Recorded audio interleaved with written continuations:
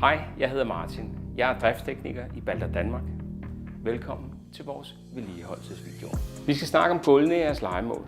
I alle Balders lejemål er der trægulve, som er lakbehandlet. Når vi skal rengøre gulvene, er det vigtigt, at vi fejer eller støvsuger. Og når vi vasker gulvet, er det meget vigtigt, at vi bruger en mikrofibermoppe og ikke en almindelig moppe.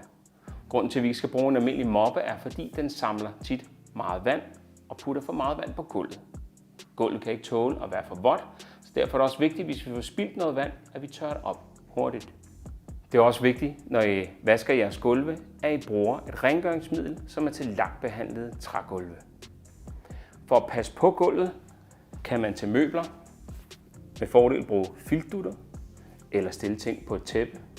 Har man en kontorstol, er det en god idé at have en plastikmåtte nedenunder, så hjulene ikke ridser i gulvet.